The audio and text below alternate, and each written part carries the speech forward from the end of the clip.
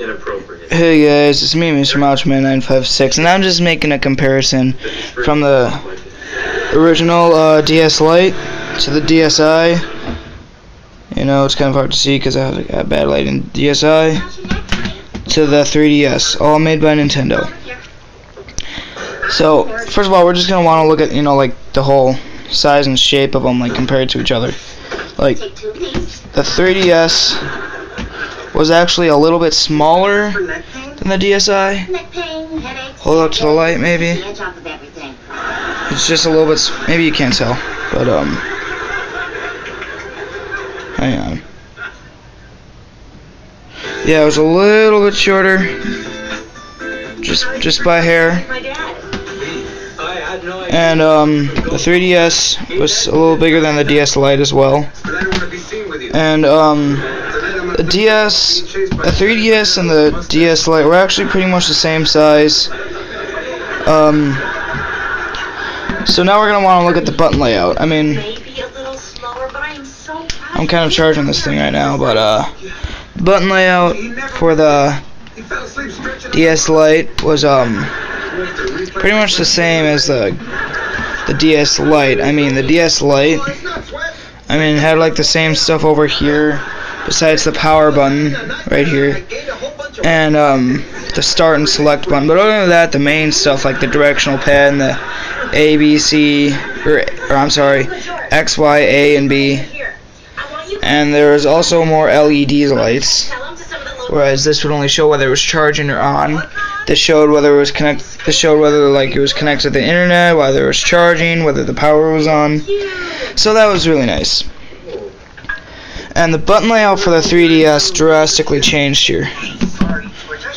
They added a whole new thing. They added the circle pad right here, the directional pad, and they still have the X, Y, A, B buttons. And there's a new power button over here, and they have some select, and they have a select button, they have a home button, and they have a start button. So they kind of tried copying off the Wii. Plus the new 3DS slider here. It if you held it all the way down, the 3D would be off. If you held it all the way up, it would really be like 3D. You know, which was pretty cool. And the camera was up here for when it was facing you, and there were two cameras over here. Whereas back on the 3DS, the camera was by the microphone, sort of right here, and the camera was over here. So, changed a little bit. Now the speakers for the 3DS are kind of up here by the top screen. And for the DS Lite, the speakers were just kind of like these little slots. While back on the DS Lite, it had these 6 holes here. So now what we're gonna want to do is turn them all on. First, let's start with the DS Lite. So you kind of like touch the screen. Nothing too fancy. I mean, it was for its day. Here we have the little Picto Chat and the DS download play. And then at the top, I don't have a game in there right now, but it would have like whatever DS game you're playing. And which I kind of miss is the GBA function. That's gone in the DS and 3D in the 3DS.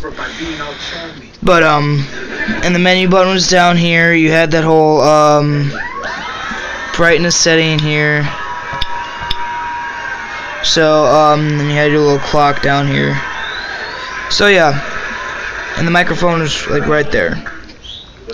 So now we're gonna want to turn this off right here. And let's go to the DSi. So it's a little bit different. Grab the pen out here. So the menu style was a little bit different. Like here's the game I was recently playing on it. I transferred all my downloaded stuff onto the 3DS over here with the 3DS transfer tool, which really comes in handy if you ever get a 3DS and you want to download that. And we have the little sound, we have the download play right here, we have the Picto Chat, we've got the DSi shop, and we have the web browser, which was also new compared to the original. And we have the settings system settings. And I had about a couple games over here. Those are just open slots. And we had the game over here.